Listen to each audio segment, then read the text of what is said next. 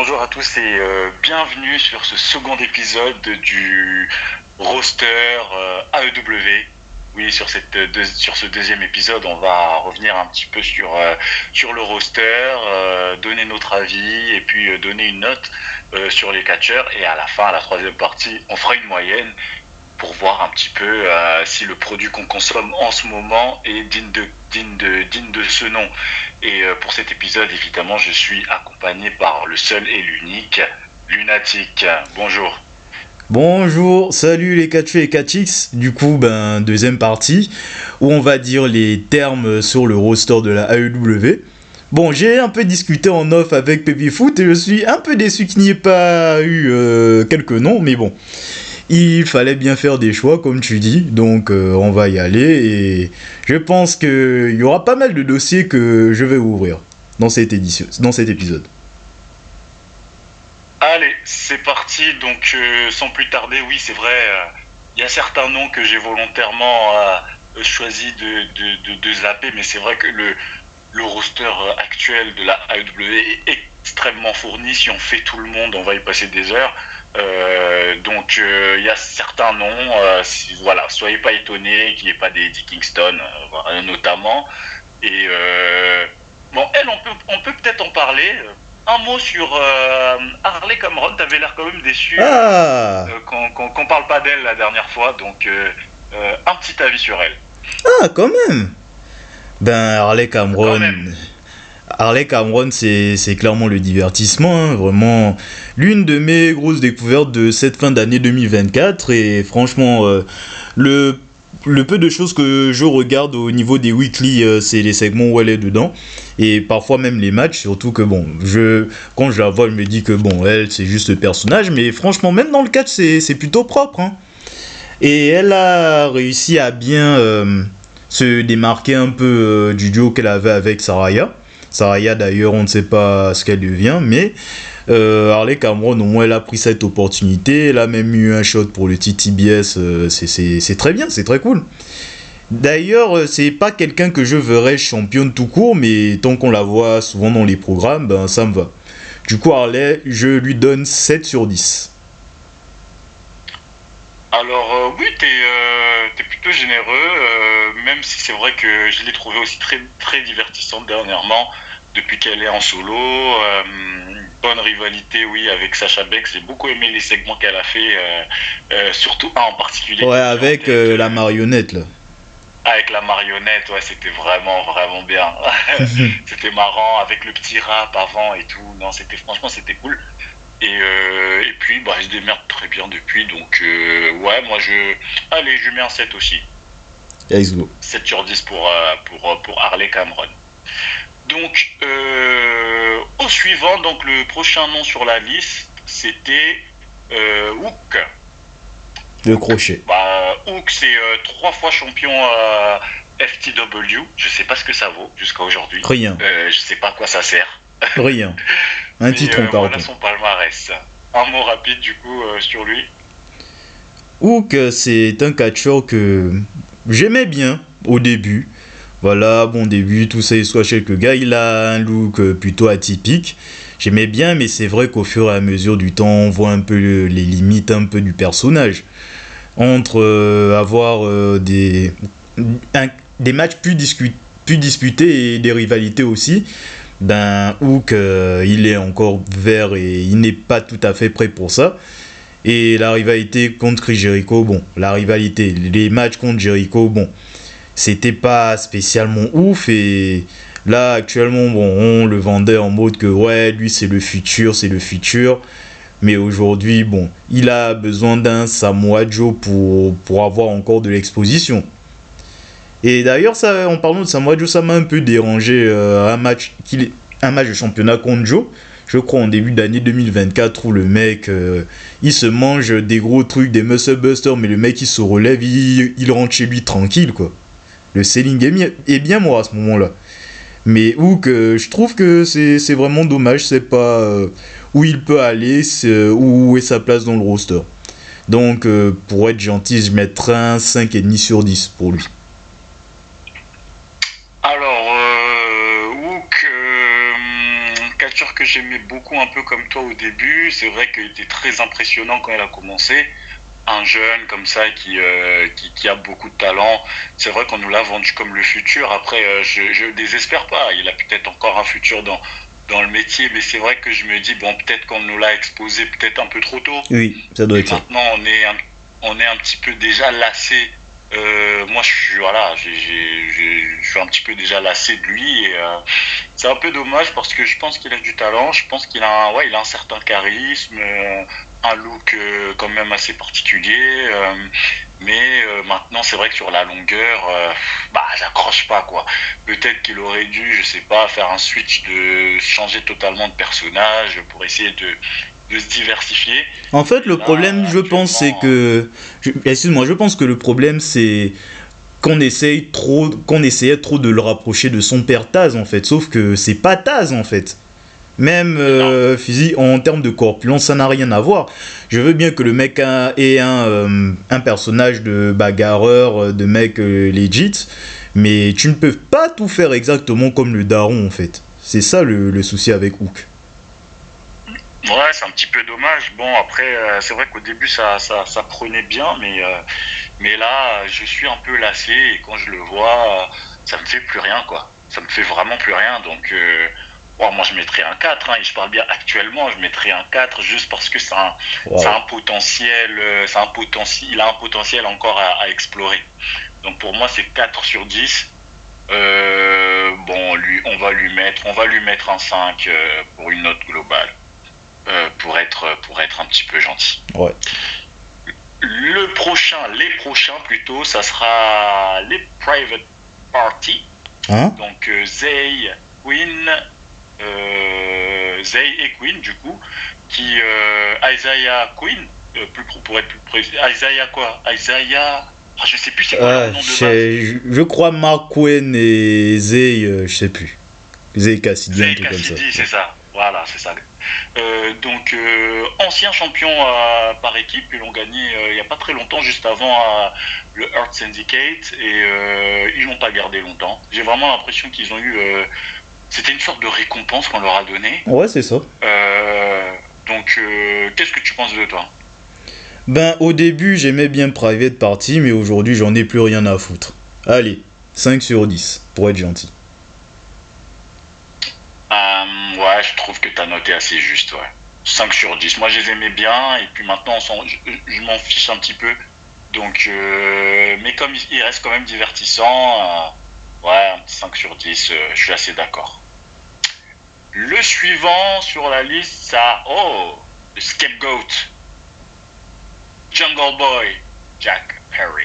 Non, c'est plus Jungle Boy maintenant, c'est juste Jack Perry. Ancien champion TNT et ancien champion par équipe avec Luchasaurus.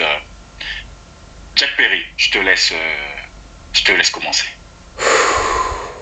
Alors, Jack Perry, en fait, c'est assez compliqué en fait le rapport que j'ai avec ce garçon.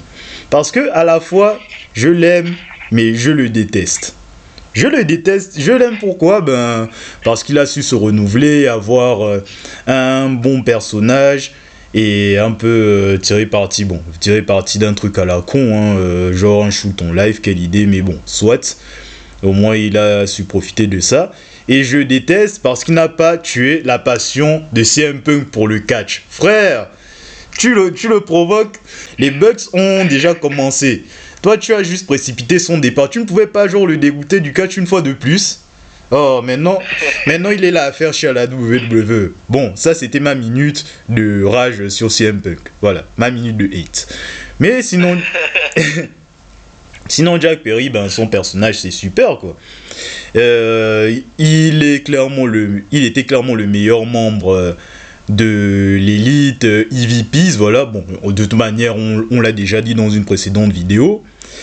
Et même dans le catch, je trouve qu'il est plutôt intéressant, il a un catch plutôt intelligent.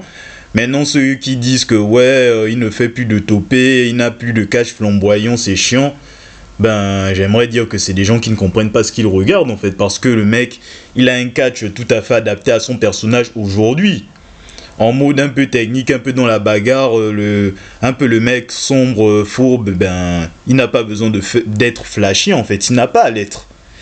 Donc, et surtout, j'ai adoré son match contre Daniel Bryan à All Out, même si, bon, on savait qu'il n'allait pas gagner. Et le Reign TNT, je ne sais pas ce que ça vaut, en vrai. Mais ça lui allait bien. C'est dommage qu'il ait dû perdre contre un mec qui a le charisme d'une tranche de pain de mie, quoi. Mais bon. Et aujourd'hui, il est porté disparu. Bon, soit j'espère un retour bientôt. Mais en guise de note, je mets un 7,5 sur 10 pour Jack Perry. Alors Jack Perry, moi j'aimais déjà beaucoup quand il était Jungle Boy. Oui, moi aussi. J'aimais énormément ce personnage et j'aime encore plus le fait qu'il ait réussi, voilà, comme tu l'as dit, à se renouveler, à aller sur un personnage beaucoup plus sérieux, beaucoup plus sombre, brutal. Et pourtant c'était mal parti, hein. Il partait sur un personnage genre de fils de, comment dire ça, fils de célébrité, un truc comme ça, Hollywood, ouais, c'était nul. Mais Skateboard, c'est bien. Ouais. Scapegoat, c'est vraiment pas mal, ouais, en tirant parti en plus sur ce shoot désastreux. Oh là là, j'ai envie de Real Glass, Crime et River. N'importe quoi. Non, tu peux pas faire ça, c'est n'importe quoi. En vrai, sur cette histoire, je comprends totalement CM Punk, j'aurais pété un plomb aussi. En fait, c'est un manque total de professionnalisme, mais bon. C'est du passé, CM Punk est parti, il est bien plus heureux là où il est aujourd'hui, donc toi tu vas continuer à le détester, et puis tout le monde est content. Mais Jack Perry en lui-même, très bon catcheur, il a su, comme tu le dis, adapter son catch à son personnage, et puis son Reign TNT était... j'espérais quand même un peu plus, je m'attendais à mieux, honnêtement. J'espérais mieux pour lui sur ce règne. En plus, il avait fait changer la ceinture, qu'il avait fabriqué lui-même, tout ça. Donc c'était vraiment chouette. Et puis, ouais, c'est un bon catcheur. Ouais, 7 sur 10, c'est plutôt une bonne note. 7 sur 10. Pour l'instant, on est plutôt synchronisé. Donc, Jack Perry, bon catcheur. Ouais. Au suivant, ça sera... Oh, curieux de voir ce que tu penses de lui. Jay White. Switchblade. Pas de palmarès pour l'instant à la AEW. Ben si, champion trio. Ah, putain.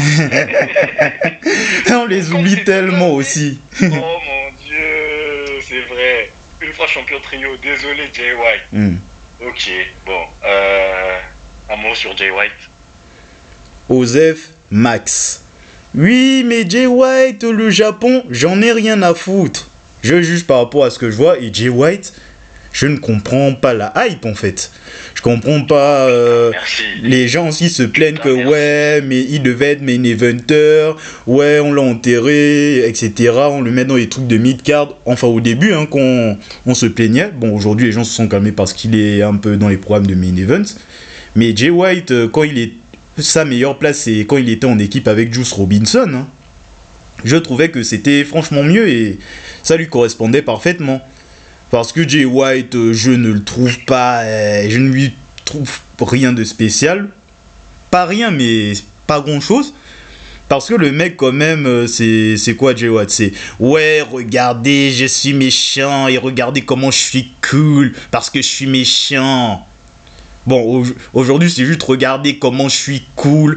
Le mec qui base encore son identité sur le Bullet Club. Bon, beaucoup moins aujourd'hui quand même, puisque le Bang Bang Gang, on ne sait même pas si ça existe encore. Mais Jay White, franchement, là, je ne vois vraiment pas grand-chose de spécial chez lui. Je ne vois pas ce que les gens peuvent y trouver. Je trouve juste que c'est un heel comme un autre interchangeable, en fait. Donc, je mets un... quoi? Pour être gentil, je mets un 6 sur 10. Voilà. Parce que j'ai rien de spécialement mauvais à dire sur lui. Bah moi, je vais t'en dire des choses mauvaises. Oh. Je déteste ses promos. Je déteste sa manière de s'exprimer. J'aime pas... Après, je vais quand même... voilà, rendre à César ce qui appartient à César, c'est que c'est un bon produit marketing. Il sait bien comment se marketer, tout Ouais. ça. Bon, il a une entrée qui est assez cool, une musique qui lui colle assez bien. Ok, il n'y a pas de souci. Et à part ça, je suis désolé, mais il est surcoté, mais au max. Moi, j'en entendais parler au Japon, un machin, ancien champion du monde au Japon. Je me disais, waouh, là, on nous rajoute un vrai truc à la AOW, on nous rajoute une vraie plus-value, mais non. En fait, je suis tellement déçu, je vois pas ce qu'on lui voit de spécial, à part, ouais, son entrée, même ses promos sont dégueulasses. Moi, ces Ses promos, ça promos sont m'endort. dégueulasses. C'est creux, c'est pas intéressant, waouh, je te trouve généreux avec un 6 sur 10, parce que moi je lui mets 3, moi. Aïe. Mais oui, j'aime pas du tout Jay White, j'aime pas, et pourtant je voulais l'aimer. Hein. Ah J'étais oui. content qu'il vienne, j'avais hâte de le découvrir. Mais non, je suis déçu, je suis totalement déçu. Je lui mets un 3 sur 10, on fait la moyenne des deux. Ouais, La 4,5. moyenne des Hein. deux, allez, on lui met un 4,5. Ah oui, j'imaginais pas que tu aurais. Que de nous deux, c'est toi qui aurais mis une note aussi basse. Hein. Non, non, Jay White, c'est déception. Déception parce que peut-être que j'avais trop d'attentes. Mais en même temps, comment on parle de lui sur la wrestling community, machin, moi je m'attendais à quelqu'un du niveau de Kenny Omega Prime. J'attendais ça, moi. Quelle erreur. Vraiment, j'attendais ça. Peut-être que j'avais des attentes trop élevées. Mais c'est grosse déception, donc je vais même pas passer plus de temps à parler de lui. Au suivant, plutôt la suivante, ancienne championne du monde, Jamie Hayter. Alors, Jamie Hayter, je vais commencer, c'est une catcheuse que je sais pas, moi je crois que j'ai un peu plus de mal avec elle. Je dois admettre que elle est plutôt agile et très très forte dans le ring, mais comme je comprends pas grand chose à ce qu'elle dit, elle a un accent. Elle est de quelle origine? Elle est anglaise. Elle est anglaise. Ouais, bah voilà. L'accent anglais, j'ai vraiment du mal à comprendre et tout. Pourtant, voilà, je l'ai déjà dit, je parle plutôt bien anglais, mais j'ai du mal avec l'accent anglais et j'ai vraiment l'impression qu'elle fait aucun effort. Donc, je sais pas, j'ai beaucoup de mal avec elle. Après, je comprends qu'elle a été championne, elle a été très populaire. Elle l'est toujours plutôt, même si la hype a un petit peu baissé. Ouais, j'ai un petit peu du mal avec elle, donc pour moi, ça sera pas plus que 5. Ben, en ce qui me concerne, Jamie Hayter, j'arrive pas à accrocher. Il y a un truc qui ne passe pas. Je saurais pas comment t'expliquer. Mais c'est vrai que c'est une bonne catcheuse. Voilà, elle a un petit charisme. Voilà. Le fait qu'elle soit championne mondiale secondaire, c'était bien. Mais enfin, dommage que son règne soit réduit à juste être la sidekick de Britt Baker. D'ailleurs, Britt Baker, on avait l'impression que c'était la championne. Et ça me mène à une question. Pourquoi elle ne traîne plus ensemble? Ça, bon, je pense que j'aurai jamais la réponse. Et ouais, hein, Jamie Hayter, il y a un truc qui passe pas, je sais pas. Je n'arrive pas à accrocher. Donc, je pense que je vais être comme toi, hein, 5 sur 10. 5 sur 10 donc pour Jamie Hayter et au suivant, peut-être qu'on aura des choses à dire là. Donc je vais même te laisser commencer. C'est le champion du monde actuel, Oh oh. celui qui a confisqué la ceinture, celui qui est en plein règne de terreur, nul autre que Jon Moxley. Aïe aïe aïe. Alors, Jon Moxley, je te laisse y aller. Tu es sûr? Je te laisse y aller. Allez. Ah, ok, si tu veux. Alors, Jon Moxley. Bon, avant, j'aimerais d'abord... je tiens d'abord à m'excuser. C'est vrai qu'il y a des trucs que j'ai dit, voilà, des choses ont été dites, des propos ont été tenus qui bon, je sais pas si ça n'aurait jamais dû exister, mais à l'heure d'aujourd'hui, ça ne fait plus actualité.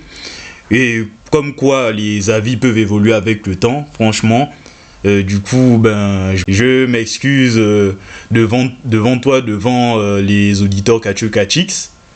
Et je m'excuse auprès de MJF. MJF, ton règne n'était pas si horrible que ça, finalement. Ton règne, c'est pas si pire. C'est pas le pire règne de l'histoire de la AEW. La vidéo que j'ai faite là-dessus, ben, finalement, ça a mal vieilli. Parce qu'on a trouvé pire avec Jon Moxley. Alors déjà, Jon Moxley, en Big 2025, c'est nul. C'est nul depuis 2 ans déjà, voire même plus de 2 ans. Ah, je suis encore nostalgique de l'époque à la AEW où il faisait ses entrées fracassantes. Voilà, il avait un mix. Vraiment, son prime, c'était 2019-2020. Hein, quand c'était encore le mix vraiment côté Uniting, mais vraiment côté hardcore. Mais je ne sais pas ce qui s'est passé. Il est parti en couille du jour au lendemain. Genre, le mec, en fait, c'est comme Asuka aujourd'hui. Vraiment, c'est devenu une parodie de lui-même. Mais une mauvaise parodie de lui-même en fait.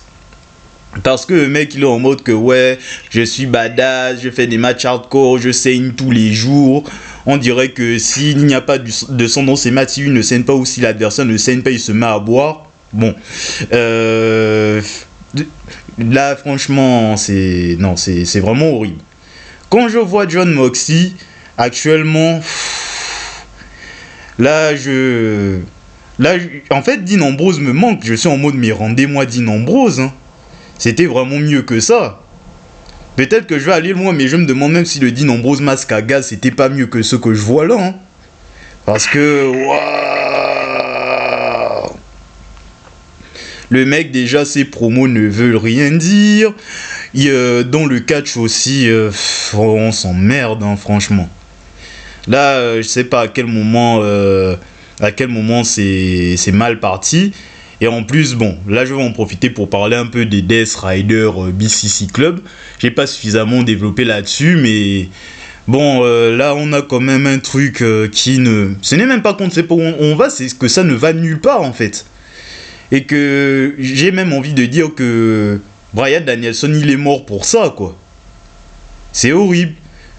Non, là, franchement, Jon Moxley... il était en mode balèze, il arrive à battre Daniel Bryan tout seul, mais il n'arrive pas à battre Orange Cassidy, va comprendre. Et en plus, il se cache derrière une nana qui n'a même pas gagné un seul match dans sa vie à la AEW, j'aimerais dire.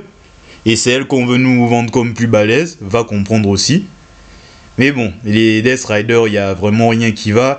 Et le fait aussi qu'il enferme la ceinture... dans une mallette pendant encore des mois, le mec il est là, il continue dans sa merde en essayant de se convaincre que c'est une bonne idée.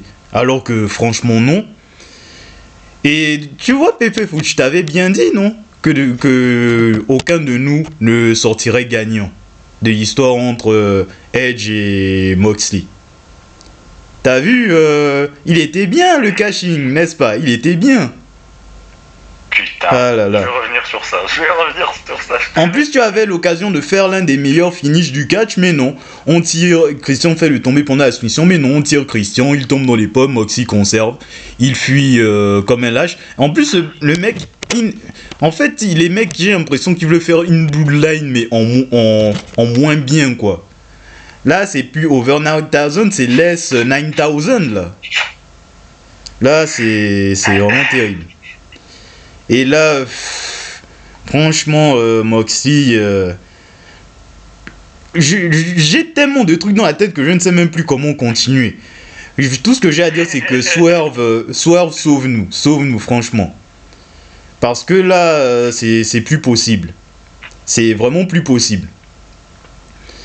Là, franchement, ce que j'ai à dire, c'est que si jamais Jon Moxley conserve contre Swerve à Dynasty, je pense qu'on va commencer à dire aux gens de tuer AEW. On va commencer à dire aux gens d'intenter à sa vie. On va commencer à faire ça. Personnellement, je vais militer pour qu'on tue cette compagnie, qu'elle meure. Parce que là, ça ne peut plus durer. C'est abusé. Parce que si c'est pour flemme d'attendre Darby Allin, il a raté son train là. Le mec, il a décidé d'aller à l'Everest, faire sa connerie de l'Everest. Je ne sais pas, il veut faire Kaizen ou Raizen ou Kienzan. Je ne sais pas, comme l'autre youtubeur dont je ne connais même pas le nom. Et on ne sait même pas quand il va revenir, en quel état il va revenir ou s'il va revenir tout court. Donc, faut arrêter la mascarade tout de suite. Jon Moxley, c'est 1 sur 10. Allez, à toi. Wow. Wow. Alors, Jon Moxley, en fait, c'est dur parce que c'est un catcheur que j'aime à la base, à la AEW. Ouais, c'est un catcheur que j'aime à la base aussi et que j'aime toujours, mais c'est trop la merde en fait, avec lui. C'est trop. Là, ce règne est trop merdique. J'étais intrigué au départ en me disant, ouais, il part sur un truc un peu original. On va voir, il va nous expliquer pourquoi il monte plus la ceinture, on va comprendre c'est quoi les dessous de tout ça, c'est quoi l'objectif, c'est quoi le but, pourquoi est-ce que ils sont là, qu'est-ce qu'ils veulent, et puis rien en fait, ça fait déjà je crois 4 mois en fait, j'en peux plus, je n'en peux plus de ce règne, et j'étais le premier à penser, à espérer le cash-in. Bon, il est arrivé le cash-in. Et comme tu l'as dit, ils ont raté le train. Ils avaient le moyen de faire quelque chose de vraiment cool.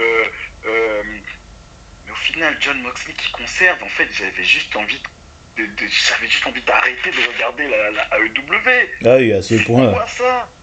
J'en ai marre, en fait. J'en peux plus. Et tu as vu son spot.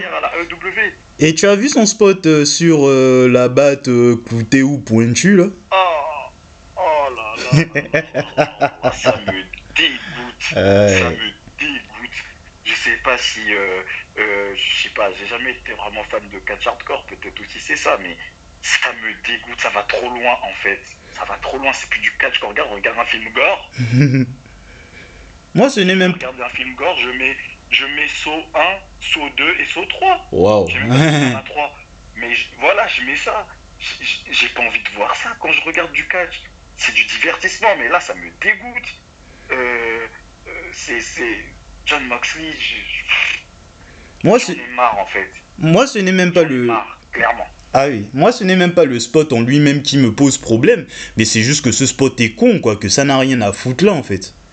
C'est juste histoire de faire un petit buzz qu'on aura oublié demain, et juste pour nous donner l'image que ouais, le match revanche qui n'aurait jamais dû exister est moins nul que le match qu'ils ont fait à Révolution, c'est tout. C'est juste une justification mais qui sort de nulle part, quoi. Je pense, hein. Mais de toute façon, il y a certains aspects à la AEW que j'aime pas, que j'ai toujours critiqué. Quand par exemple tu veux mettre quelqu'un en feu, mais pourquoi? C'est du catch. Quand tu tues littéralement quelqu'un et qu'il se dégage. Oh putain. En fait, pourquoi en fait? Pourquoi vous faites ça? Quand on voit quelqu'un dans des barbelés et tu lui fais un, j'en sais rien moi, tu lui fais un pile driver à travers une table et des barbelés et qui se dégage, mais pourquoi en fait? Qu'est-ce qu'il faut faire pour gagner un match? Ah, c'est ça, hein, la culture du trop. Hein. Et quand tu parles de meurtre, fou, là, c'est vrai qu'il y a aussi l'histoire d'étouffer avec les sacs en plastique, empoisonner avec du javel. C'est vraiment d'un ridicule, quoi. C'est ridicule. C'est n'importe quoi. C'est pas du... Enfin, bon, bref, ça me... Après, peut-être qu'il y en a qui aiment. Une fois de plus, si vous aimez, tant mieux, c'est vous les gagnants. Moi, je déteste. Je déteste ce genre de spot, je déteste Je déteste ça. Et pour revenir sur Jon Moxley, je pense qu'il est temps, qu'il droppe la ceinture. S'il vous plaît, redonnez la ceinture à Swerve. Voilà, on l'aime lui. Il est bon au micro, il est bon dans le ring, il a tout ce qu'il faut. S'il ne gagne pas, moi aussi, je vais mettre un tueur en série je vais mettre un tueur en série sur le dossier. Il va falloir qu'on se débarrasse de Jon Moxley. Si Tony Khan ne veut pas le faire, nous on va le faire.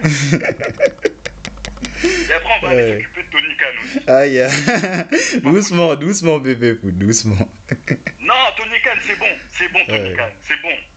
Les choix de merde, c'est bon, on en a marre. Donc, Jon Moxley, allez, je dirais quand même pas jusqu'à mettre 1 sur 10. Je vais mettre... en fait, c'est parce que j'ai trop de respect pour lui, du coup, lui mettre un 1. Non, en vrai, 1, c'est mérité. Je suis désolé. Merci. C'est des notes... C'est des notes actuelles. Oui, c'est à l'instant T. C'est ce que ça vaut. Oui, c'est à l'instant T. À l'instant T, c'est 1 sur 10, c'est mérité. Allez hop, 1 sur 10. Let's go. 1 sur 10, Jon Moxley, je suis désolé. Non, je suis même pas désolé, c'est mérité. Au suivant. Juice Robinson. Juice Robinson, c'est une fois champion trio aussi, il me semble. Non, même pas. Oui, je sais plus. Je pense pas, non. Je pense pas. Il n'a pas de palmarès, je crois. Il a rien gagné pour l'instant à la AEW. Mais bon, je vais commencer, je pense que oui. Non, Juice Robinson, par exemple, lui, je le préfère à Jay White. Oui, moi aussi. Je le préfère largement à Jay White. Et c'est pas lui qui est mis en avant. Bon, je crois que là, en ce moment, il doit être blessé. Hein, on le voit plus à l'écran depuis quelques temps. Mais Juice Robinson, moi, j'aime bien. Il a du caractère. Il est divertissant, il est drôle. Bon, dans le ring, ça va aussi. Il fait le taf. Il a un bon look. Il a de la personnalité. Il se débrouille aussi très très bien en micro. Il est divertissant. Clairement, je rigole quand, tu vois. Donc, Juice Robinson, moi, c'est un catcheur que j'apprécie beaucoup, que j'aimerais voir davantage, que j'aimerais voir occuper une place peut-être un peu mieux. Hein, je dirais, je sais pas s'il est à sa place actuellement. Bon, on va dire qu'il n'est pas blessé, mais j'aime beaucoup ce catcheur, donc j'ai envie de lui mettre j'ai envie de lui mettre un 7. C'est peut-être une grosse note. Une grosse note. Mais comme je l'aime beaucoup, moi, je lui mets 7. Je te rejoins tout à fait. Hein. Tu as dit exactement ce que je pensais. Juice Robinson, vraiment grosse personnalité, bien flashy, bien over the top. Le mec, il arrive à bien se démarquer et franchement, je trouve que c'est le seul mec intéressant du Bang Bang Gang, hein, franchement. Et franchement, c'est lui qui, bon, je ne vais pas dire carry, mais c'est lui qui a apporté de la saveur à cette faction, en fait. Je n'irai pas jusqu'à dire qu'il mérite un 7 sur 10, mais bon, au vu du peu qu'on a vu de lui, pour le moment, je mettrai un 6. Allez, ça fait une moyenne de 6,5 pour Juice Robinson, et pour moi, c'est largement mérité. Donc, le suivant, intéressant, je vais te laisser commencer. C'est nul autre que le champion continental, c'est-à-dire champion qui ne sert à rien. Oui. Kenzushika Okada. Okada, Kazuchika. Oui, mais tu ne comprends pas, le Japon, le Rainmaker, cette étoile. Oui, je sais ça en fait. Oui, mais il est drôle, c'est normal, t'as pas vu la déglingue Okada? Si, je l'ai vu. Et justement, c'est avec ce personnage que j'ai découvert Okada, justement. Et maintenant, par rapport à la AEW, comme j'ai dit dans la vidéo sur Elite, c'est une blague, quoi. C'est juste une blague. C'est une blague qui est drôle, hein, attention. Mais ça s'arrête là, quoi. Parce que l'histoire, où il dit des bitches, voilà, avec son accent broken, voilà, tout le monde sauce ça. Mais attends, Pépé, imagine un peu, s'il y avait exactement ce même personnage à la WWE. Attends, je dirais mieux. Ce personnage à la WWE sous Vince McMahon. T'imagines la réaction des gens? Comme quoi... Okada, au Japon, il était comme ça. C'était un dieu sur Terre. Et franchement, c'est ça. Et franchement, Okada, ouais, hein, c'est... Enfin, bon, si, je vais le dire, parce qu'à un moment, faut dire la vérité, j'ai dit, on ne met pas la langue dans la poche, c'est mid, quoi. Et surtout quand on dit que, ouais, mais à la WWE, on se serait plaint du personnage et que tu arrives à trouver des gens qui disent que, justement, c'est parce que c'est pas WWE qu'on accepte, ça montre le double standard des gens. Et Okada, franchement, c'est chiant, hein. Avec son pimps qu'il a sur l'épaule, qui ne sert à rien, comme tu dis. Ces matchs, il doit y avoir, j'ai dû en voir quoi, 2-3 de bons en plus d'un an, en pratiquement un an à la AEW. Pourtant, je pense qu'il en a eu beaucoup quand même. Et d'ailleurs, Okada, ça va faire partie de la suite des grosses signatures de l'année dernière, à qui on donne des pimps au lieu pour faire genre ils sont importants, au lieu de leur donner des vrais trucs. Mais bon, soit. Là, Okada, ben franchement, c'est dodo. Et là, je vais encore plus dormir dans le match face à Omega, hein, à All In, Texas. Bon, après, visiblement, il y aura l'unification des titres internationaux et du Pimps. Donc, au moins, c'est une bonne chose de fait. Mais Okada, oula, je pense que c'est le moins bon de l'Elite TVPs, hein, et qui mérite un 4 sur 10. Wow. Je ne sais même pas si je suis gentil avec le 4, mais voilà. Pour ne pas trop le descendre. Bah écoute, ouais, hein, bah je vais plutôt te rejoindre, hein, parce que moi, Okada, ouais, j'en attends des gros aussi, parce que voilà, c'est l'un des gros noms, grosse signature.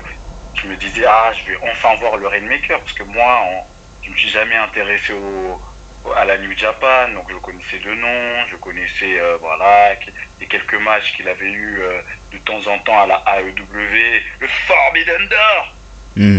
Voilà. Voilà, je vais pas revenir sur le fait que son personnage est complètement changé. Après, ça peut être un choix. Comme tu l'as dit, c'est une blague drôle. Ouais, c'est pas un mal, quoi, son personnage, mais c'est le reste maintenant qui pêche. Mais une fois que, la blague, une fois que tu me l'as fait 2 fois, 3 fois, 4 fois, ça me fait plus rire au bout d'un moment, tu vois. Je veux voir autre chose. C'est drôle, mais il va dire des bitches jusqu'à quand? Jusqu'à l'année prochaine? Jusqu'à dans 2 ans? C'est trop. Non, mais t'en fais pas. Okada, il prend ses chèques vacances, voilà. Il récupère du gros rythme du Japon, voilà. Il lève un peu le pied, voilà, c'est normal, t'inquiète pas. Donc, je sais pas quoi dire, hein, Okada, je suis quand même déçu, donc je suis déçu, ça sera un... Ouais, je m'attendais à mieux, une fois de plus. Bon, je suis tout le temps déçu parce que j'en attends trop des catcheurs, mais en même temps, la communauté catchesque sont toujours très dithyrambiques sur ces genres de catcheurs. C'est les meilleurs au monde, vous allez voir quand ils seront là, vous verrez. C'est ça votre meilleur catcheur du monde, vraiment? Et ben, à la limite, meilleur du Japon, hein, mais c'est pas ce qu'on voit en tout cas. Donc Okada, ouais, pour moi aussi c'est 4 sur 10. Et encore, je suis gentil. Je suis gentil parce qu'il me fait rire. Le suivant, c'est The Limitless Keith Lee. Alors, je l'ai mis parce que peut-être qu'on aura des choses à dire. Mais concrètement, on ne le voit plus. Depuis un moment. On l'a que très peu vu. Ah oui, clairement. Il a été quand même une fois champion par équipe avec Swerve. Swerve in Our Glory. Oui, c'est ça. Bon, une équipe que j'ai jamais vraiment compris, mais bon. Mais concrètement, je sais même pas pourquoi je l'ai mis.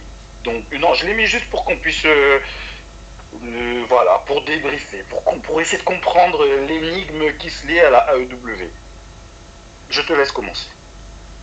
Ben, Keith Lee fait clairement partie des dossiers qu'il faudrait qu'on traite, hein, sur les call-ups de NXT et à la WWE. Bon, je dis ça pourquoi? Parce que franchement, Keith Lee, c'est à la WWE où il aurait pu vraiment percer, selon moi. À la AEW, je l'aurais pas vu aller très très loin. Bon, ils nous ont donné une hype comme tous les mecs anciens WWE qui signent à la AEW, voilà. Bon, après 3 mois plus tard, ils sont fondus dans la masse. Mais qu'ici, c'est vrai que bon. Après, visiblement, c'est des problèmes de santé. Il a une santé inconstante. Il a eu un programme contre Swerve dont on ne connaîtra jamais la fin. La fin officielle, c'est qu'ils étaient en équipe dans un tournoi par équipe random où tout était mélangé. Je comprenais vraiment rien, voilà. Où il y avait d'ailleurs Better Than You Baby. Et sinon, Keith Lee, j'ai vraiment rien à dire à la AEW parce que le peu de fois où on l'a vu, ben il faisait pas grand chose, quoi. Je ne sais même pas si on peut le noter dans ce cas de figure, si ça vaut une note en fait.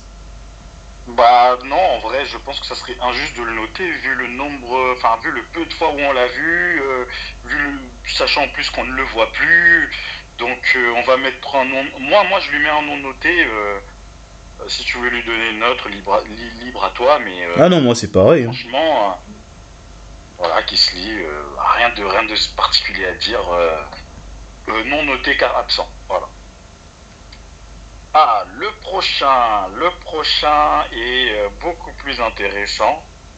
Kenny Omega. Alors, Kenny Omega, c'est quand même le catcheur de la AEW, une fois champion du monde, une fois champion par équipe, deux fois champion trio. Et une fois champion, du coup, intercontinental. Je sais pas comment ils disent continental. Non, International. comment ils disent international. D'ailleurs, il a remporté sur le dernier PPV. Kenny Omega, qu'est-ce que tu peux nous dire sur ce catcheur? Kenny Omega, j'aime pas. J'aime pas. Je ne suis pas un fan. Allez. Voilà. Mais, ça m'étonne d'ailleurs. Ben, je reconnais quand même quelque part sa grandeur. Je comprends la réputation du mec, quelque part. Même si, bon, je ne suis pas fan de son style, tout ça, mais le mec, il a quand même le total package, comme on peut dire, de superstar. Voilà. Et j'ai plus compris, j'ai été plus impliqué. Enfin, lorsqu'il était revenu de sa blessure, là, de ses opérations, parce qu'il catchait blessé pendant 3 ans aussi. Quelle idée. Ah, et d'ailleurs, son règne AEW, c'est nul. Mais bon, ça, je vais consacrer un autre sujet là-dessus. Mais franchement, Omega, depuis récemment, je trouve qu'il est plutôt intéressant. Même en promo, il y a du progrès. En tout cas, j'arrive à être impliqué dans ce qu'il dit. Même si c'est pas la plus grande verve du monde. Après, c'est pas les faits recherchés. Il fait de bons matchs, par exemple, contre Takeshita, lorsque j'ai mis mes notes. Franchement, ça doit être les conditions aussi qui m'ont fait baisser la note de ce match. Parce que, franchement, je trouve que ce match était clairement meilleur que Ospreay contre Fletcher dans le Steel Cage. Et vraiment, tout ce qu'il donne, surtout par rapport à sa maladie, ça mérite le respect au moins. Donc, Omega, je mets un 7 sur 10 pour lui. Et ça m'étonne de mettre cette note. C'est un catcheur que j'aime pas. Ouais. Bah écoute, je vais te rejoindre et je suis un petit peu surpris que tu sois aussi indulgent. Je vais te rejoindre parce que moi non plus je suis pas un fan de Kenny Omega. J'ai jamais été fan. J'ai toujours tiré plutôt les choses positives qu'il a fait. Moi j'étais plutôt fan de son règne de champion du monde. J'avais trouvé ça plutôt chouette, le bel collector quand il avait un peu plein de ceintures comme Sasha Banks actuellement. Ensuite, le reste, j'ai toujours regardé en mode ouais bon c'est bien mais c'est pas ce que je préfère. C'est pas ce que je préfère, mais tu peux quand même big respect pour tout ce qu'il fait pour la AEW. C'est quand même quelqu'un qui est très impliqué. C'est quelqu'un qui avait le choix. Hein, il pouvait largement aller à la WWE. Ah oui, c'est clair. En prenant évidemment le risque de peut-être pas percer là-bas. Mais il a fait le choix de venir à la WWE. Il est resté. Il fait toujours de son mieux. Il se donne toujours à fond. C'est un catcheur qui force le respect même si tu n'es pas fan. C'est ça. Moi, je suis pas fan personnellement. Donc, je trouve que cette note de 7 sur 10 est plutôt justifiée. D'ailleurs, mention spéciale à son nouveau thème d'entrée à moitié nul, parce que je comprends pas le concept de faire la musique avec Final Fantasy, Masterclass, tout ça pour finir sur du Simba et la princesse et la grenouille. Je ne sais pas à quel moment ça a foiré pour la composition de son thème. Pour moi, les catcheurs de la AEW qui prennent des musiques, on va dire de la pop culture, c'est nul. Oh non, t'es dur. C'est nul. Il y a un qui ça passe quand même. C'est nul. J'aime pas ça. Mais on parlait de Jungle Boy tout à l'heure. T'aimais pas les... Oui, oh. il y a quelques exceptions. Jungle Boy, par contre, ça allait tellement bien avec le personnage, ça allait tellement bien avec... ouais, Jungle Boy, ça passe. John Moxley, ça peut passer. Ouais. Le reste, c'est nul. Je suis désolé. Sa musique, la Final Fantasy, c'est nul. Je préfère son ancienne musique. Je préfère son ancien thème. Enfin bref. J'aime pas du tout. Prenez des musiques originales, allez au studio, faites enregistrer des musiques rock et tout, type catch et tout. C'est ça que j'aime, moi. Donc, ouais, non, qu'il arrête avec ça, qu'il revienne avec son ancienne musique, qu'il revienne avec son entrée habituelle, parce que là, ça me déprime plus qu'autre chose. Oh. Donc, mais bon, malgré tout, Kenny Omega, ça reste quand même un 7 sur 10. La suivante plutôt, l'ancienne championne TNT, Chris Statlander. TBS, pardon. Chris Statlander, je te laisse commencer. Alors, je tiens à rappeler une chose avant de parler de Chris Statlander. Bon, d'un autre côté, c'est lié. Chris Statlander, c'est la première personne à avoir battu Jade Cargill. Je répète, Chris Statlander est... Bon, ça dépend de si ceux qui ont vu SmackDown ou pas. Bon, j'ai pas encore regardé, mais Chris Statlander, jusqu'à présent, c'est la seule à avoir rivé les épaules de Jade Cargill. Alors, dans quel monde, dans quel univers, elle n'est pas championne du monde à l'heure où on parle, Pépé Foot? Dis-moi un peu. Je comprends pas non plus. Tu vois, quand je parle de titre mondial secondaire, c'est pour des choses comme ça. De toute manière, on va y revenir avec le titre CBS. Mais en plus, Chris Statlander, elle est totalement perdue dans la mid-card, là.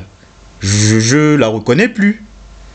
Ça me fait beaucoup de peine de la voir parce que c'est une catcheuse exceptionnelle. Physiquement, elle est top. Athlétiquement, elle est top. Que ça soit l'entrée, l'univers, bon, elle a plus son personnage d'Alien que j'aimais beaucoup, mais soit, c'est pas grave. Mais vraiment, il y avait de quoi en faire une top girl de la AEW.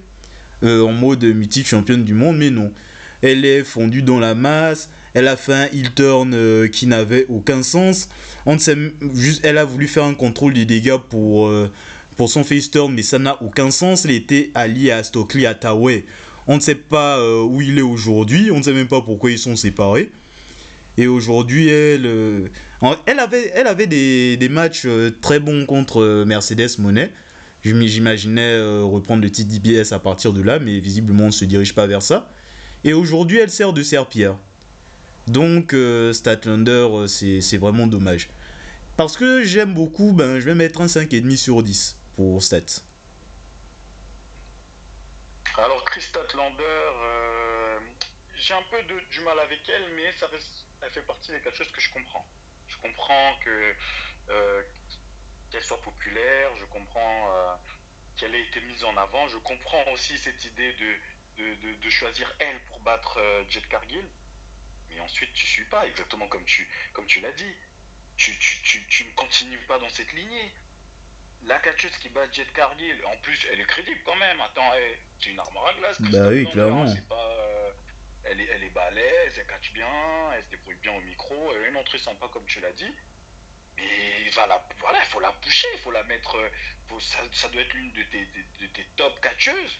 Ça doit être celle qui est là-haut, qui est championne du monde, ou qui a déjà gagné la ceinture. Bon, je ne comprends pas. C'est vrai que Chris Statlander, aujourd'hui, moi, je m'en fiche un petit peu. Je m'en fiche même carrément. Donc, pourtant, elle a un potentiel fou, et je pensais vraiment qu'elle était partie pour être, pour être lancée et tout, mais finalement, non. Donc, ouais, moi je lui mets un 5 sur 10. Donc, allez, on va garder ton 5,5. Parce que ça reste quand même une catcheuse intéressante. Le suivant, j'ai hésité. J'ai hésité, mais j'ai voulu le mettre parce que j'avais quand même un petit truc à dire. Oh oh. Alors c'est qui? Marc Briscoe. Marc Briscoe. Marc Briscoe, c'est ce catcheur. Vas-y, continue. Non, Marc Briscoe, je vais y aller. Marc Briscoe, c'est ce catcheur. Je suis désolé. Hein. Heureusement que son frère est mort pour lui. Hein. Bon, après, c'est. Après, c'est tout à fait vrai, hein, après. C'est vrai. Je suis désolé de le dire comme ça. Mais c'est triste, mais vrai. C'est triste, mais vrai. Mais pour lui, heureusement que son frère est mort. Parce que si aujourd'hui, il a la AEW, aujourd'hui, si on le voit à l'écran, quasiment toutes les semaines, tout le temps, c'est parce que son frère est mort. C'est tout. Sinon, c'est 0 pour moi. Et je vais même pas lui mettre de notes parce que je voulais pas le mettre dans la liste. Mais je voulais juste dire ça. Voilà, tu voulais juste dire les termes sur Marc Briscoe. Voilà, si on le voit à l'écran aujourd'hui, c'est juste parce que son frère est mort. C'est tout. Je ne dirai rien de plus. À toi. Bah, moi, j'ai rien de plus à dire. Hein. Tu as dit ce qu'il y avait à dire, franchement. Je l'ai trop peu vu pour avoir un jugement sur lui. Donc. Mais il manque pas des cas, là? Ou c'est le suivant? Bah, dis-moi. Dis-moi. Genre les Konosuke, les Kai Fletcher, non, on les prend pas? Ah si, on peut les prendre. Si, j'avais mis... Ah, si. Allez, on va faire les deux. Je les ai pas mis parce que... Je sais pas, pourquoi je les ai pas mis. Konosuke Takashita, par exemple. En plus, il était... c'est bizarre parce que quand j'ai fait la liste, il était encore champion, donc... ouais, j'aurais pu le mettre, j'aurais dû le mettre même. Donc j'ai dû l'oublier. Konosuke Takashita, ancien champion continental. Je te laisse y aller. Ben, Konosuke Takeshita, j'aime bien le catcheur. Vraiment, il est... En tout cas, c'est un catcheur issu de cette culture japonaise, le style que j'aime bien, voilà. Bien bourrin, voilà. Il a quand même un petit charisme. L'association avec Don Kaka, bon, on aurait pu en parler de lui aussi, mais en tout cas, ça l'a bien aidé. Donc, Takeshita, ben, en tout cas, en ce qui concerne les matchs, c'est vraiment bien. C'est à un moment où ils l'ont mis en avant en lui faisant battre Omega 2 fois clean, mais derrière, il n'a rien fait. Bon, ça, c'était un peu dommage, mais ils ont rattrapé avec le fait de lui donner le PIMS international, voilà. Il a fait ses trucs avec et franchement, j'aime bien. J'ai pas grand chose à dire à part que du positif et je mets un 6,5 pour lui. Bah ouais, moi c'est plutôt... Ouais, non, j'ai du mal un petit peu avec lui, je sais pas pourquoi. C'est vrai qu'il est charismatique, c'est vrai. Ça, je vais pas lui enlever. Il est grand, il a un bon physique, il est très très bon dans le ring. Ouais. Mais je pense que peut-être c'est ce personnage que j'ai du mal à cerner, parce qu'il s'exprime pas beaucoup. Je sais pas, ça bloque encore un petit peu avec moi. Je pense qu'il m'en faut un peu plus pour que pour que je cerne un peu le personnage. Donc je vais lui mettre un 5 moi. Tu lui as mis combien? 6,5. Bon, allez, on va lui mettre 6 pour couper la poire en deux. Oui. Donc l'autre que j'avais pas mis sur la liste, que j'aurais dû aussi, Kyle Fletcher. Kyle Fletcher qui a su quand même bien se renouveler une fois qu'il s'est séparé de Will Ospreay, qui s'est rasé les cheveux. J'ai l'impression qu'il a pris je ne sais pas combien de kilos en peu de temps. Est-ce que c'est une impression ou il était déjà balèze? Non, c'est pas qu'une impression, hein. Il était déjà balèze à la base, mais il a encore plus pris, hein, j'ai l'impression. Ouais, il est vraiment balèze, il est très bon dans le ring. J'aime beaucoup aussi l'intensité qu'il met au micro, sa manière de détester Will Ospreay, j'adore. Il a une gueule de raciste un peu, je sais pas, j'adore ça. Oh là. Ouais. T'es mal la comparaison. Ouais. Il a, tu sais, avec ses cheveux courts, là, je sais pas, il fait un peu skinhead, un peu. J'adore le détester. Donc, American Cal History Future, je lui X, mettrais, oulala. je lui mets un bon 6 sur 10, moi. Hmm. Ben, je vais commencer par la note, je lui mets un 6 sur 10. Et Cal Feature, bon, dès le début c'était Osef, mais parce que je voyais. Bon, c'était un peu un Will Ospreay bis. Donc on a Will Ospreay, lui c'est Will Spray, voilà.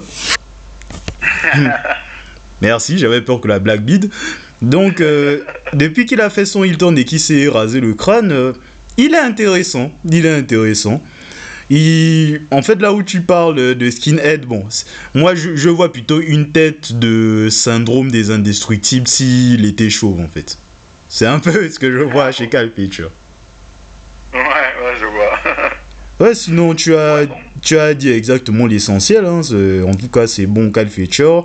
La rivalité contre Ospreay, c'était bien aussi. Le match en cage, on en fait trop. De toute manière, j'y reviendrai sur Will Ospreay. Mais sinon, Cal Feature, ben c'est ok. 6 sur 10. Ok. Au suivant, j'ai passé tous les cas. Je crois que j'en ai pas loupé d'autres.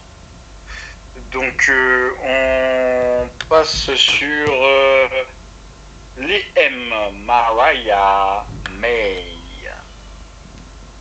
Ancienne championne du monde. Ouais, je te laisse commencer.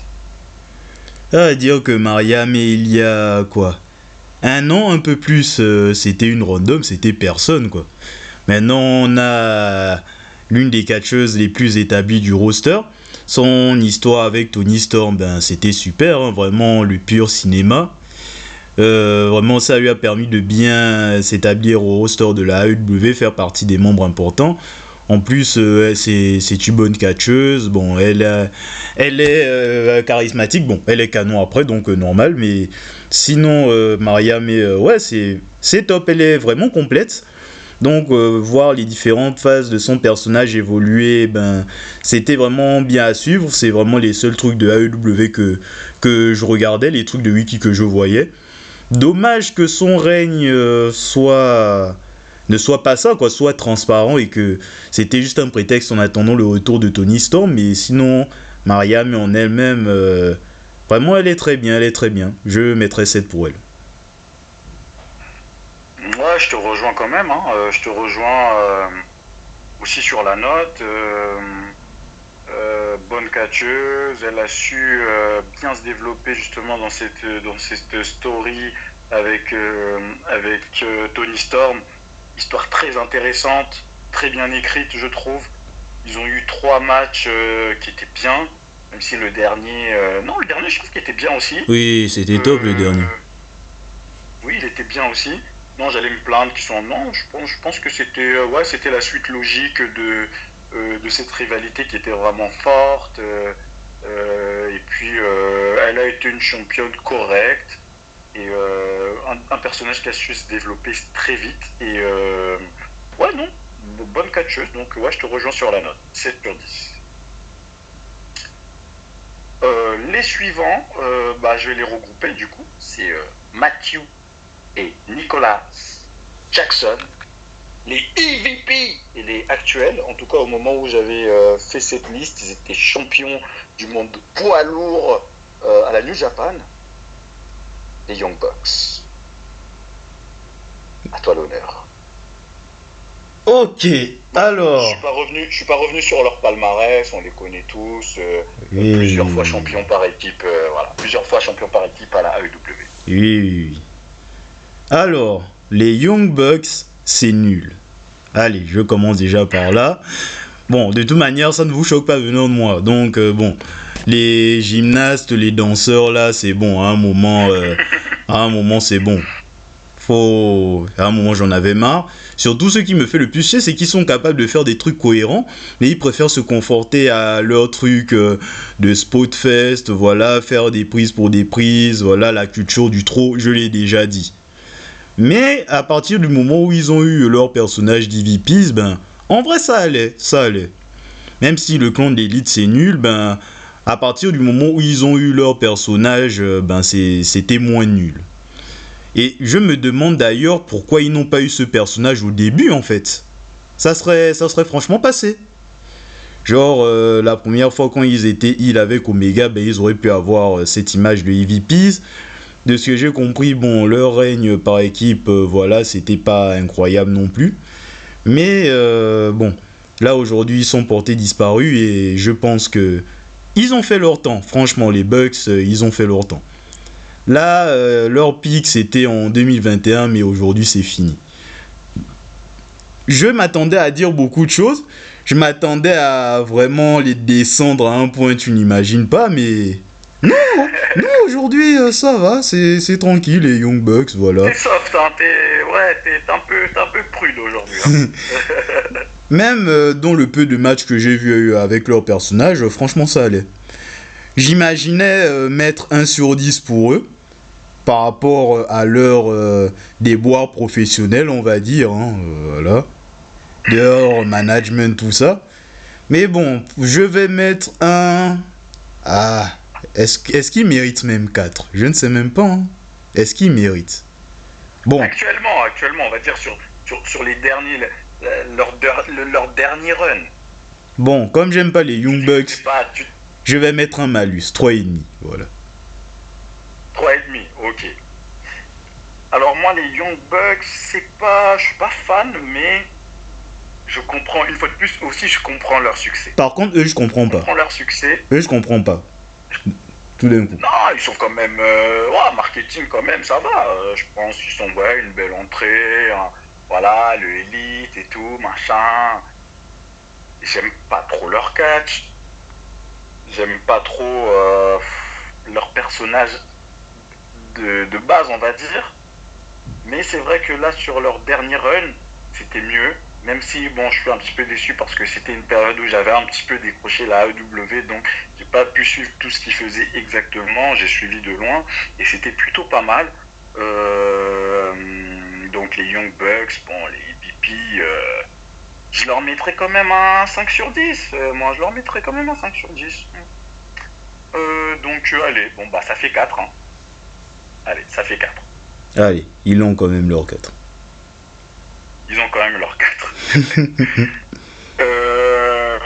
Le suivant, le seul et l'unique, celui qui est meilleur que toi, mais tu le sais très bien en plus. Tu le sais.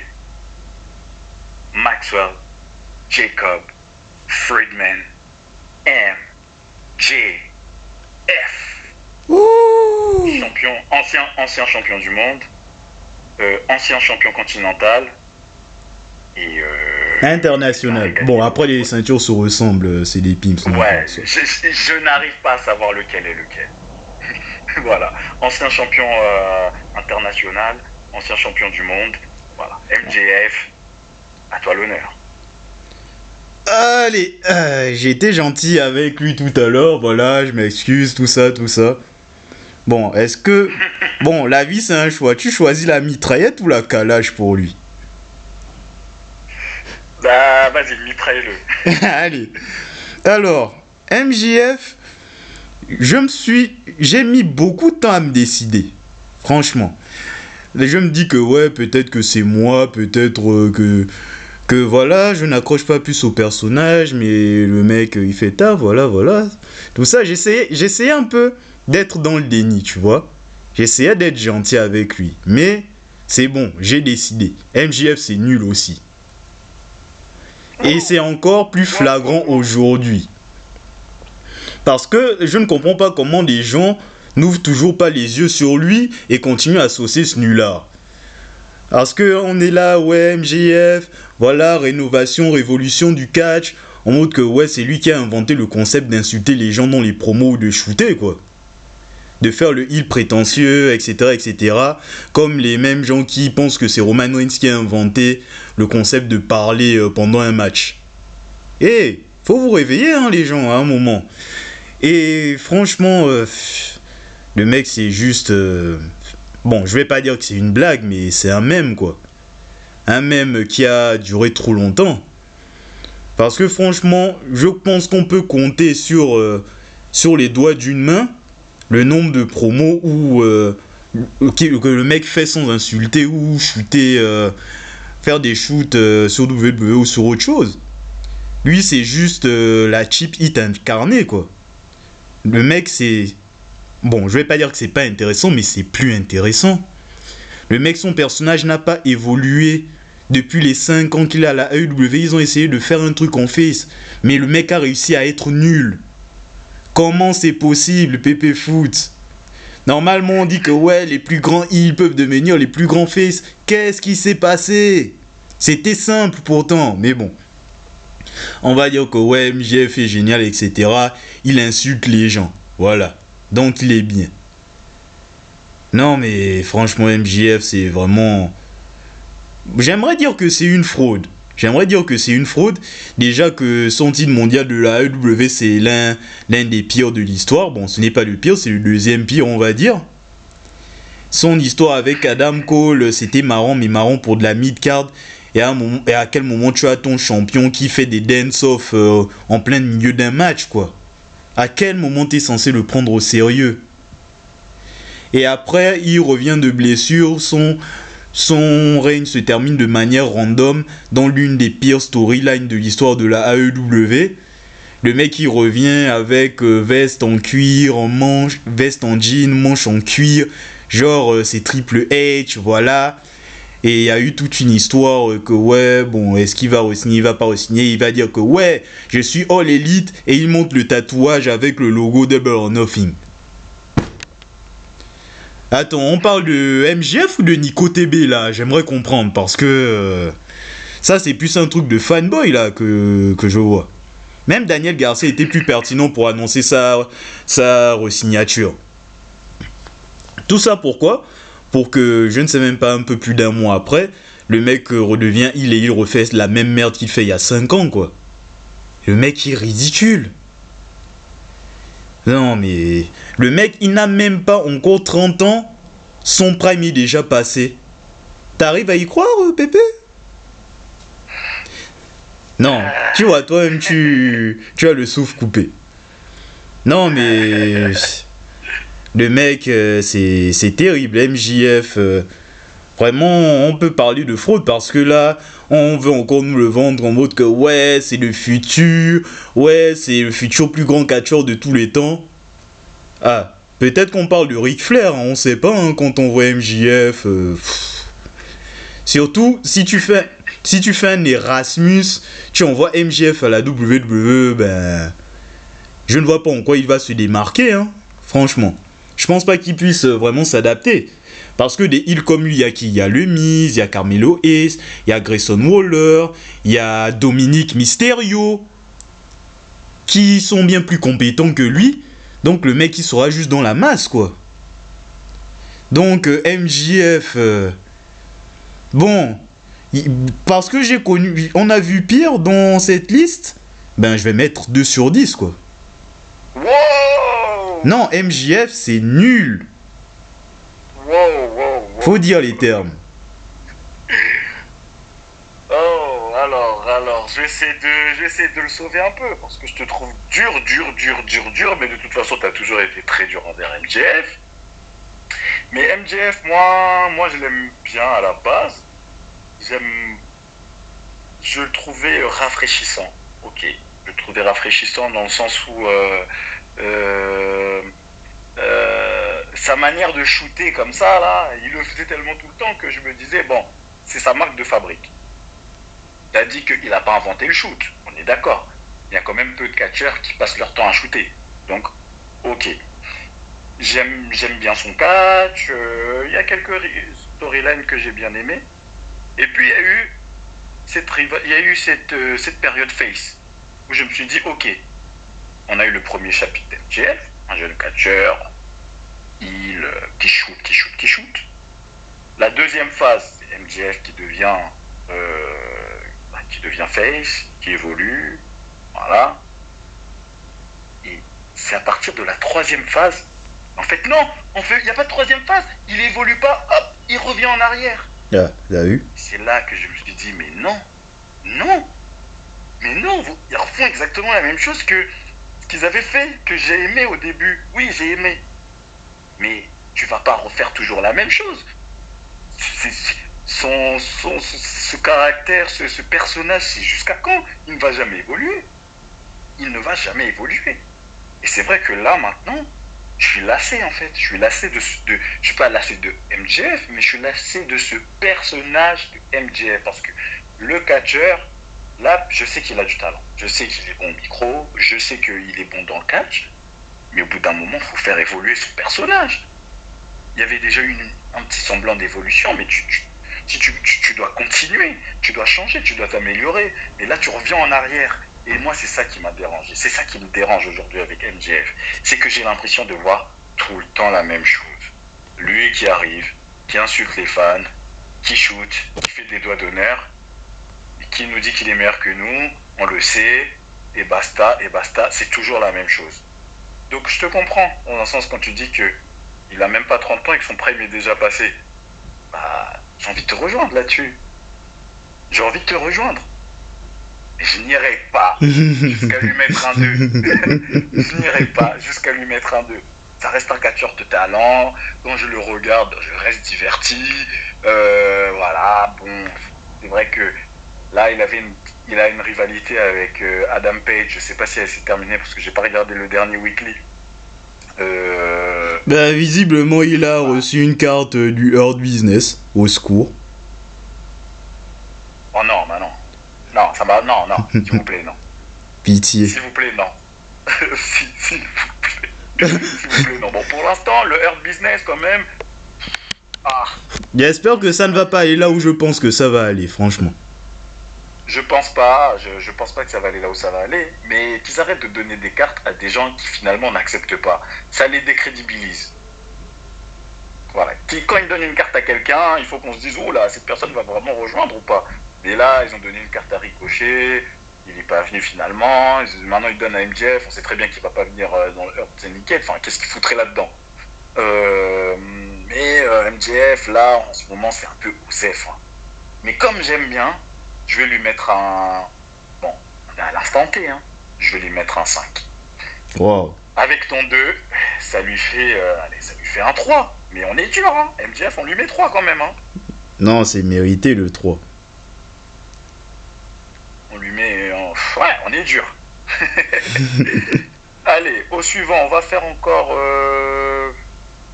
Ouais, on va faire encore 3 noms. Parce que sinon, ça va être trop long pour tout terminer. Mais si on en fait plus, on n'aura pas assez pour la dernière vidéo. C'est ça. Donc, on va faire encore 3 noms. La suivante, Megan Bayne. Megan Bayne, c'est cette nouvelle catcheuse. Je connaissais pas du tout. Tu me diras si tu la connaissais avant. Non. Moi, je l'ai vue pour la première fois il y a quelques semaines. Dans un weekly à Dynamite où elle a explosé une jobbeuse. Et je me suis dit, wow, c'est qui celle-là? C'est mon style. C'est mon style. C'est quoi son num? J'ai vu qu'en plus d'être très belle, très charismatique, elle était très talentueuse dans le ring, mais très talentueuse. Alors là, rien à dire quoi. Je me suis dit, et puis je me suis mis à me renseigner, à chercher. J'ai vu qu'elle avait rien fait encore rien fait de notable pour le moment dans l'industrie. Et je me suis dit, du coup, ça veut dire que c'est une débutante. Et elle se démerde comme ça. Et Shawn Michaels n'en a pas signé. Il y a un problème.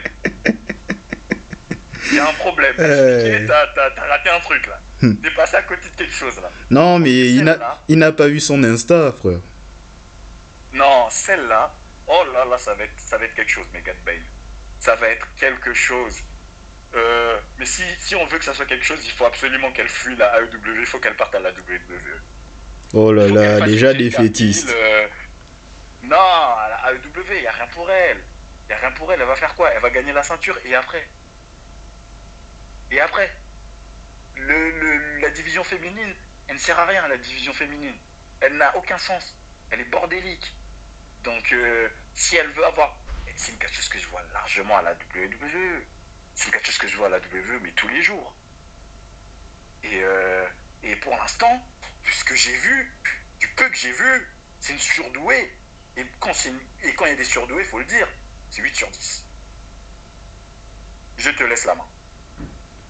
Alors, Megan Bayne est une déesse. Voilà, c'est une déesse, Megan Bayne.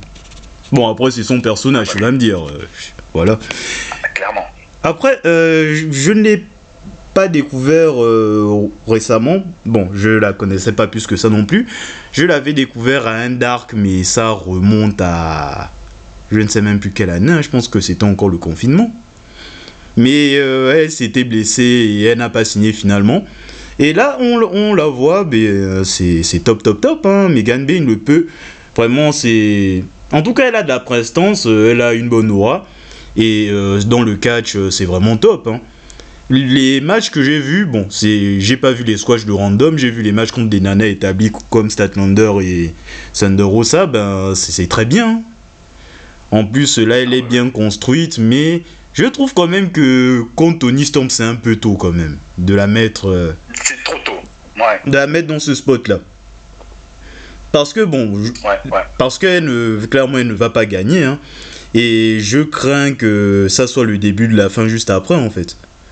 Comme tous les gens balèzes qu'on a construits fort pendant des semaines et des semaines et des mois, pour ensuite ne plus rien faire à partir de la première défaite. Donc c'est un peu ma crainte pour Megan Bayne.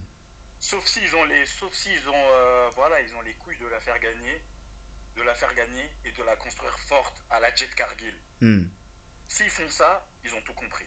Ah oui, clairement. Sinon, ça sert à rien de la mettre tout de suite et de la faire perdre contre Toni Storm. Ça va la couper dans son élan. Ils auraient dû la mettre dans quelques rivalités fortes où elle défonce tout le monde. Ou qu'elle perde assez rapidement, je sais pas, sur un roll-up. Comme ça, il n'y a pas cette histoire de... je sais rien, qu'elle perde, peu importe comment. Comme ça, il n'y a pas cette histoire de streak, tout ça. Elle se concentre vraiment sur le personnage, sur le talent et tout. Là, c'est vrai que c'est un petit peu la donner un pâture comme ça à Toni Storm, c'est dur. Ouais, au pire, comme tu dis, elle peut faire par exemple une Brock Lesnar, hein, écoute, surtout, elle a le FS comme finisher, donc bon. En plus, elle a un certain mystère, surtout qu'elle ne parle pas, quoi. Donc, ça rajoute un peu de mystère au personnage et... Est-ce que je serais tenté de mettre 8? Est-ce que c'est pas un peu tôt? Parce que je suis d'accord avec toi, c'est une surdouée. Ah, je vais couper la peau en deux, 7,5, allez. 7,5, allez, bon. Allez, on lui met 7,5. Peut-être que je me suis emballé. Ça reste une surdouée, mais 8, c'est pour vraiment c'est vraiment le top niveau. Bon, j'avais dit encore 3, mais finalement, on va finir sur celle-là parce que j'ai pas envie de finir sur la prochaine. Notre actuelle championne CBS. La CEO. La boss. CEO. Ouais. Mercedes Moné, à toi l'honneur. Moné. De toute manière, vous l'avez déjà entendu dans mon podcast sur Sasha Banks. Mercedes Moné, c'est une de mes catcheuses préférées. C'était dur quand même l'intégration à la EW au début.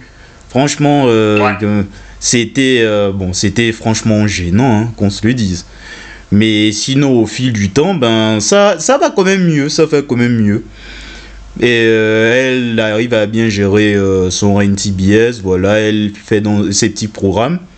Et justement, j'aimerais tomber sur elle pour le sujet dont j'ai envie de parler. Déjà, deux sujets. C'est le fait que les gros noms de l'année dernière, au lieu de justifier leur statut de gros noms en les mettant dans le main event, on les fout dans la mid-card au point de leur filer même des ceintures mid-card inventées, quoi. Bon, après Mercedes, le TTBS était déjà établi, mais tu m'as compris. Donc ça, je comprends pas pourquoi elle n'est pas directement allée dans le main event pour le championnat mondial, en fait. C'est ça le souci que j'ai. Surtout qu'elle pouvait largement, parce que c'est quand même... elle est déjà connue, déjà plusieurs fois champion du monde à la WWE, donc ils auraient pu en vrai, hein. Mais bon. On n'aurait pas dit, ouais, non, c'est trop tôt ou quoi. Là, actuellement, c'est clairement la meilleure championne. Pourtant, c'est pas la championne.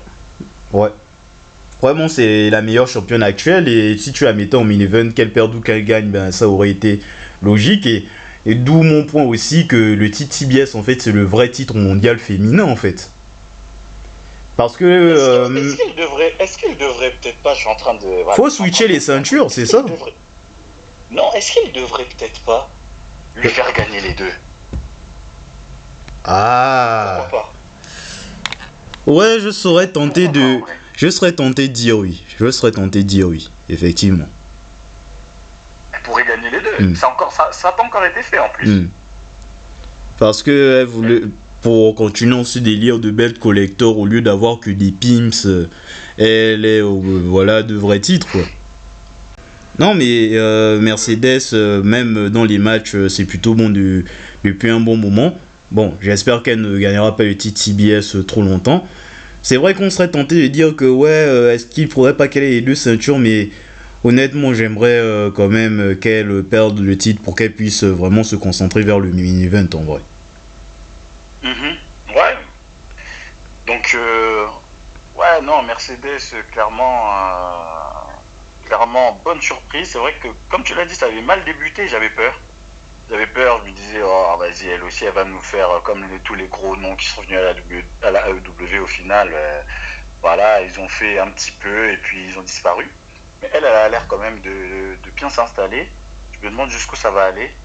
Je me demande, enfin, je continue à penser, je suis presque persuadé qu'elle va finir par revenir à la WWE. Mais je profite d'elle pour l'instant, profite Ouais, c'est ça. à la AEW. Et pour moi, c'est un 8 sur 10. Ah oui, tu la mets haut, hein. Parce que moi, personnellement, je mettrais... rien à dire pour l'instant sur ce qu'elle fait. Moi, je mettrais un 6,5. Bon, après, c'est pas grandiose, mais ça reste quand même bien, mais pas au point de mettre 8, donc 6,5. Donc, ouais, ça lui fait aller. Ça lui fait un 7. Ça lui fait un 7, allez, disons 7. Donc voilà, je pense que on a fait pas mal de noms pour aujourd'hui et c'était la dernière. On reprendra une prochaine fois. Je te laisse conclure. Ben, je te remercie Pépé Foot, du coup, pour la liste. J'ai hâte pour les derniers noms. Du coup, j'espère que ça vous a plu aussi. N'hésitez pas à vous abonner, à liker, à partager, à commenter aussi par rapport à ce que vous pensez du roster également. Et on se retrouve pour la dernière partie qui sortira un jour. À bon attendeur, salut!